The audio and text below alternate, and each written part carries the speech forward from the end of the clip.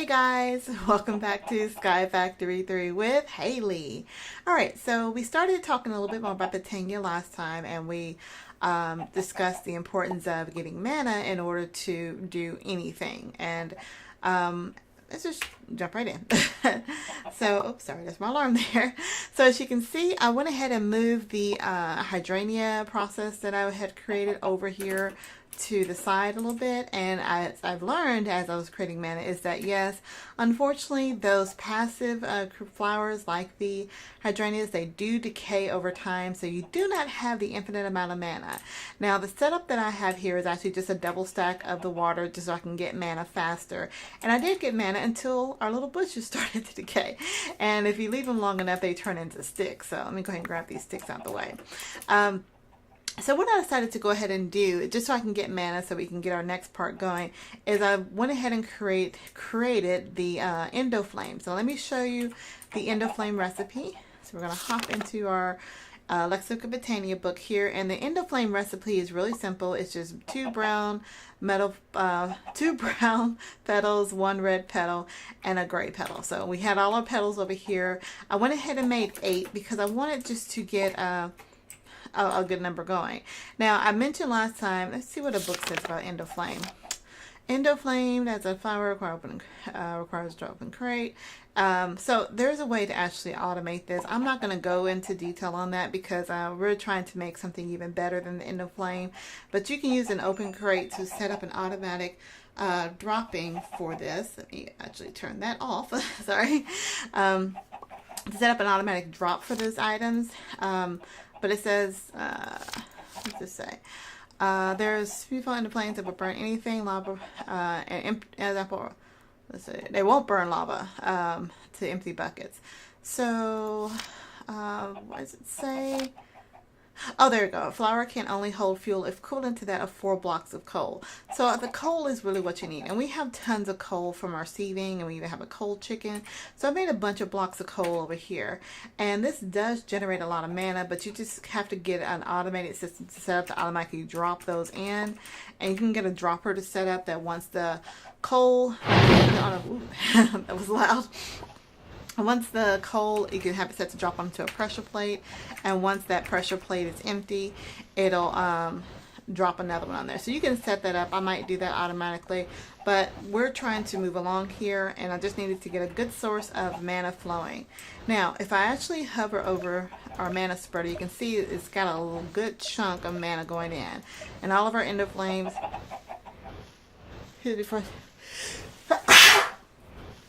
Sorry, excuse me. That is unprofessional, but that snuck up on me. What I was saying here is you can see that our Endo Flames are all consuming the coal that I've dropped in there, and they're all simultaneously feeding over here into the mana spreader. And you can see the mana spreader still has a lot of mana being pulled over from each one of these Endo Flames. And as I right click on the Endo Flames, you can tell that they're not holding on any of the mana. They're actually consuming the fuel, burning it fairly quickly. And I can drop some more in there, and are feeding that over into our mana spreader. Now we do have enough mana now, at least we should have enough mana now, to continue on to try to create that runic altar. So the runic altar required a mana diamond and a mana pearl, and those are made by just dropping in a mana diamond, dropping in a regular diamond into the mana pool along with an ender pearl into the mana pool. So I'm just going to drop that in, and it gives me a mana diamond, and I still have plenty of mana in here to go ahead and create a mana pearl. So we've got that. So we were trying to create, what were we trying to create? The runic altar. So let's go back because we wanted to create the Rosa Arcana. That's what we're looking for. So we need to make a rune of mana. Let's get that. And a runic altar. So that's just made from living rock surrounded by a mana pearl. So let's go over here and craft up this recipe. See, I made plenty of coal there. So I'm just going to take all of these, surrounded by a mana diamond, and we get our runic altar. Ta-da! Alright, so now we're going, let's just set our runic altar. I'm just going to set that right here for right now. So our runic altar, if we toss some things at the runic altar, and what we need for that Rosa Arcana, whatever that is, the Rosa thingamajig, the flower we're going to create, we're going to need a rune of mana. So the rune of mana requires 1, 2, 3, 4, 5 of the mana steel ingots. Now I could drop iron directly into our mana pool here to get those ingots, but as I mentioned in our last episodes, our chickens are creating, drop downstairs, they're creating a lot of mana steel, so I'm going to just grab 5 from our poop factory here. There we go. We got 63 mana steel, and there's another stack down there. So 1, 2, 3, 4, 5. Was it 5? We got 6 just in case. These guys are really producing a lot of items. Let's see if we see how much. Yeah, we've got 42 terrasteel ingots, 45 of the elementium nuggets since we last looked, and like I said, we had a ton of the mana steel ingots. Now let's see, 1, 2, 3, 4, 5. I have 6, so we only need 5. So it's always good to have extra. All right, so now you're just going to right click this on the runic altar, and when you right click it, you can see it's similar to the pedestal where you can actually see the recipe right there in the center. But if you back up, you'll also notice that the actual ingot is floating around, which is just really cool looking. So let's put 5, and then we're going to toss in an ingot. Now it tells you that your recipe is going to create that little rune there, but you see that X? That X is saying it does not have enough mana. So we need to actually have our little mana spreader. Let me get out of the pool. So I'm going to actually redirect our mana spreader over to this runic altar here. So I'm going to shift right click on that, and I'm going to change the focus on it to start feeding into our runic altar. So you see the mana little rune there, it's got a little kind of a time tick clock there on it. That's showing how much mana is being fed into it to feed this recipe. Now I've actually forgot, I'm either going to need, it'll tell me when I get done, but I'm going to need, I think it's living rock when it gets done in order to get the mana. Our endo flames are empty here. Let's go ahead and drop in some more coal, and so I can keep getting fed there. All right, we're almost done. Getting very close to the end. Come on, you can do it. That last little tick. There we go. Okay, so it says it needs a wand of the focus along with the living rock. And I think if I right click on it with the living rock, and then right click, so I'll put the living rock there in the center. I'm going to use my wand of the focus. Sorry, that's so loud. All right, and that gives us our rune of mana. Now, if we take this rune of mana, let's look at the recipe for the Rosa Arcana again. So we take the rune of mana along with 2 of the mystical pink flowers, 2 of the mystical purple flowers, and 1 of the lime petals. We should be able to, let me pull all this stuff up here. Need that. Let's see. We need 2 pink, 2 purple, and 1 lime. Was that lime? No, that's not lime. That's not lime. You're just green. I need the one below you. There we go. I just need 1. There we go. Let's double check. Make sure purple. Make sure. I was trying to make sure it wasn't magenta. And we also always need a seed to top it off. So, ooh, just noticed our infusium stuff is full. So let me actually swap this out. Yeah, so now I can finally put that infusion, the master infusion crystal, and can use it here to make our items a lot faster. Oh, I don't have a recipe for it. Okay, well, we'll do that later. Gotta go in there and change the recipe for all those items to be the master infusion crystal. But anyway, I just need a seed, so I'm gonna grab one of these seeds over here. Grab a bucket of water. There we go. And we're going to make our Rosa Arcana. So we're going to drop in our rune of mana, 2 purple flowers, 2 pink flowers, a green one, and bam, we have our Rosa Arcana, whatever. All right, so these items, they actually never decay like our hydrangeas did up here, so anything that consumes items in order to generate mana, they don't decay, which is good because we need a good source of mana in order to be able to get that portal to our Fernium, whatever going. Yeah, just redirected that for a second. So what I'm actually going to do, I'm going to create another one of these mana spreaders, because that one's pretty full going from our Endoflames here, and I'll set up a dropper dispenser situation going a little bit later so that can get going. So let me grab 7 of these, and we'll do orange this time. Color doesn't really mean anything, I don't think. When we make it as, well, let's take a look. Does it look any different if I choose orange versus white or red? No, looks the same. All right, so let's set this down. I'll probably get rid of this setup here to have the Rosa Arcana going in, but just for purposes of this episode, let's go ahead and just get our mana pool set up. Or not mana pool, our mana spreader set up. So we're going to have 2 mana spreaders feeding directly into this mana pool, and this Rosa Arcana flower. Now, watch my experience. I have 52 levels of experience on me right now. I set this flower down, and I'm going to, and see, watch, the experience is just being sucked out of me, going directly into our Arcana here. The Arcana is already feeding into our mana spreader, so that's feeding that constantly. So pretty much I would just stand here as it sucks up the experience from me. Now, what I don't know, right now, like I said, I have a ton of experience coming over here from our little guides here.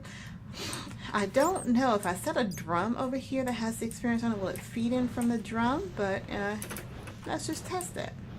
Because, you know, I don't want to sit here and have to stand all day or even go AFK just to feed in that little flower. Oh, where'd you go? Enter our chest here. There he is. So let's just see what happens if I set this drum over here that has all this experience in it. It has 1 million. Yeah, it's not doing anything on it. So this is set up where, you know, you have to have a player or an entity or something that stands over here on the Arcadia. I'm going to do a little bit more research to see if there's any other options for that. Because it's just, I mean, it's a good source of mana because I have a good chunk of experience, and I can feed my experience, more experience, by turning a little faucet here, load up on more experience, go over here and stand and let our little Arcadia do, our Rosa Arcana feed up. And I can make more of these so it'll drain the experience even faster, so I don't have to continue to stand here. Another option that we have, instead of going back and forth between the faucet over here, of course I can set up fluid tanks to drag all of the, to set up the singularity tank and the faucet just to feed here while I'll stand here. That's one option. Another thing I want to look at building is something called an experience obelisk. Now the experience obelisk is it's really easy to make. It just takes solarium, which we learned earlier is just soul sand and gold. I don't think I have any already made. If not, I'll go ahead and get that cooked up. So I do have 3 solarium cooked up. What else do we need? The experience rod, which is solarium surrounded by an energetic alloy. Do I have any of that made up? I do not. So the energetic alloy, we're going to need to make that. And that's just made from redstone, gold, and glowstone. So I know I have redstone. Actually, you know, I am going to make a stack. Because, you know, always good to have more. Since I have a ton of materials coming in, just go ahead and make a stack of anything, because you never know when you're going to go back and need it. So I'm going to make a stack of that. Let's go over here to our alloy smelter. It is currently set for all smelting, so let's change it to alloys only. So when I toss in the redstone, it doesn't start starts melting by itself. So I just need 1 of these redstone alloys. Let's hop on over here. So now we can make the experience rod. And I don't know if I have, I don't have the machine chassis yet. So the machine chassis need to get the basic capacitor. There we go. Oh, I need copper. Please tell me I have copper. Yeah, I do. Copper is something that I don't really have a lot of right now. I might make a copper chicken just so one will poop out, so I don't have to worry about the sifting process on that. So I got a basic capacitor, drop in machine chassis, and we can make our experience obelisk. Now, the experience obelisk, I believe, can be set up to either feed, I think I can have the experience feed in from our grinder. Yes, you can see that is going up there. So I can have experience going in here directly, so I can actually remove the tank operation here. Let me go ahead and take this off. And I want to show you another thing with the experience obelisk. I believe it holds the experience once I break it, but we're going to find out. So if I just set this here, yeah, see, it still has those 20 levels of experience that it was pulling from the grinder. Now, I believe it holds a lot of experience. I don't know exactly for sure, but you can set it up to store the experience. So see, I have 50 levels on me right now. So if I wanted to just drop my experience into the experience obelisk, so I don't have to worry about carrying it around, and click on that. I can actually drop 10 levels at a time, or I can just put all my levels in here. So there's 52 levels of experience in here. If I wanted to take the experience out of here at any time, I can go ahead and retrieve it 1 level at a time, 10 levels at a time, or even all the experience is stuck in here. So that's actually a pretty cool way to get your experience. You know, right now we have our faucet. The faucet is still actually important for items that we have that uses that mending moss, because remember, you have to have the mending, you have to have the experience balls come to you while you're holding your weapon in order to get that mending moss put on there. But the experience obelisk, right here, wow. The experience obelisk is going to be something that's going to be handy to be used with our Rosa Arcana item here. So I'm just going to set that down, and right now it is, of course, drawing up all the experience, but I'm just going to go ahead and pull all the experience in here for right now. So I believe there's a way I'm actually going to pipe in the experience that's being pulled out into our drum here. Have it come over here to our experience obelisk, so I can just set up several Rosa Arcanas to pull all the experience a little bit later. So I probably will use this area here, since we're not going to use that those deadwoods anymore. So that's one of the goals that I had for Botania. Let's look in our book. Not that book. I wanted to look in our other book. There it is. And so we need a lot of mana in order to create the portal to Alphium. So we'll work on that off camera. Let me go back. Just a reminder from our last episode.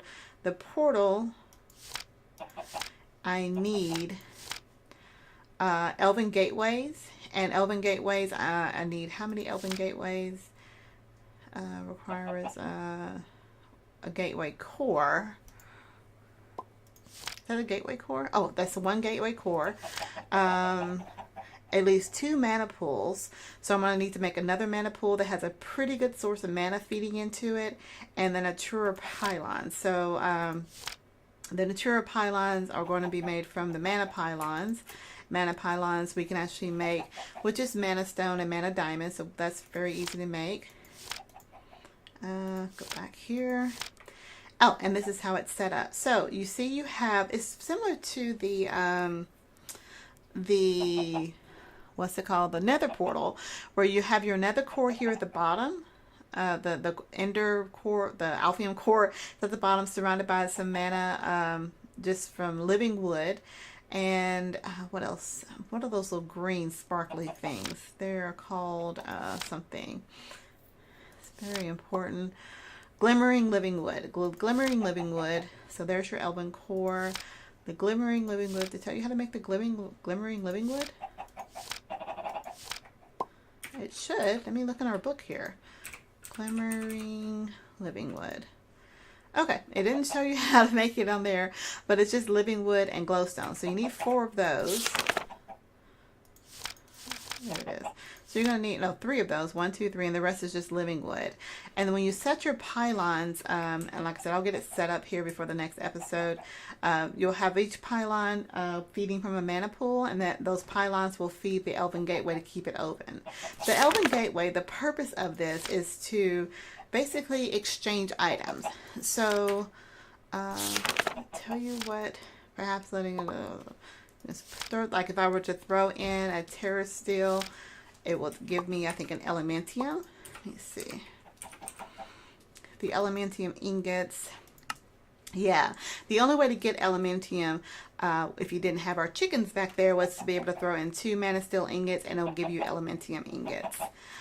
Terra Steel. See, what is Terra Steel used for? It's used for a lot of cool stuff in the crafting. Let's see, it's made for Gaia spirits, which are going to be pretty cool to play with. And Terra Steel seeds. Terra Shatter, I've never used that. Oh, our Terra Steel armor. So Terra Steel armor is pretty strong. I don't think it's stronger than our Supremium armor, which we're going to be using. Let's see, our Terra Blade, that does a pretty good chunk of damage there. Our Ring of Magnetation, I may look into making that, because what we're going to be doing next, we're going to head on out to the Ender Inn pretty soon, and we need to be able to kill the End Dragon. Now, one thing I am going to go ahead and make, because I do want to complete another achievement, is there is a quest to connect an Ender chest. Is it End chest? Ender chest? And the Ender chest is just, is it an End chest or Ender chest? That doesn't look like the one I want. Let me go back to this, because it's an older achievement on here. Link an Ender pouch to an Ender chest. Let's see, does it have the Ender pouch? There's the Ender pouch, which is just leather surrounded by blaze powder, Ender pearl, and some wool. So let's go ahead and make some of these items. Do I have wool? Yeah, so I have wool. Okay, so, oh, there's the Ender chest. I don't know what that Ender chest from Minecraft.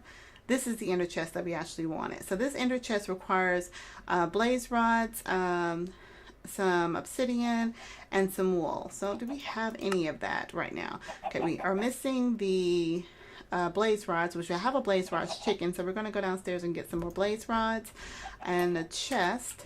So let's pop in our little chicken coop. Hey guys, how you guys doing? Oh, and shut the door over here. All right, so I have a blazed chicken I made earlier, because that's one of the things I needed for to build up to the Elementium chicken. There we go. So blaze rods, I just need a few of those. The chest, of course, we can make that. We got plenty of wood. So let's hurry. Let's grab a chest. Pop that up there, and there's the Ender chest. So we got an Ender chest. Now we want to make an Ender pouch, and that's made from 3 leathers, some blaze powder, an Ender pearl, and some wool. All right, so we're just missing the leather. Now the leather is very easy to get. Again, we don't have to kill our cows. Instead, what we do, we grab our rotten flesh. We're going to go over here to that machine that we created. What was it called again? This thing, our atomic reconstructor. So I'm just going to drop in this half a stack of leather here.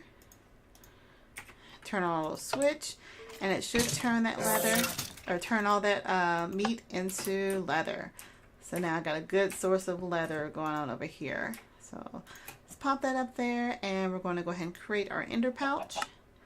Done. Now the Ender chest is it's kind of a transfer system. So for example, if I wanted to, instead of having everything sit in the storage chest, have everything go into this Ender chest, I can link this Ender chest to another chest that's going directly into our refined storage system. If you notice, they have colors on here. So you have all 3 different colors going white, white, white. And notice my Ender pouch right now, it says white, white, white on it as well. If I wanted to change the color, or change the colors of the pouch here, not the pouch, the chest here to a different color, it basically creates a different network. So right now, if I put anything in this ender chest, or right click on the pouch, I can see everything that's in the ender chest. And if I put anything in my pouch, when I come back later over here to the chest, I can see those are linked together.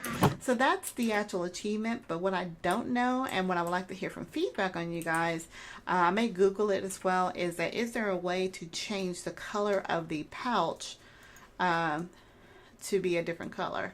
Oh, it is. Okay, so you can do a different color wool when you're creating the pouch. So you can have orange, orange, orange. See, I've just answered my own question. Magenta, light blue, but I know for other ones. So let's make another ender pouch, and let's use a different color wool. I think I'm out of ender pearls over here. Let me grab a stack of our little fellas just to make some more ender pearls. 9 or 8. There we go. Let's put those up there for right now. Okay, so the wool, so let's just say I wanted to use orange. I would just need to take an orange dye against wool. Do I have any dye? Do I have any dye? Let's see, let's grab some orange dye here. Not all of it, just a couple pieces. And it's raining, of course. There's something I'm going to make for the rain. Let's go ahead and make some dye.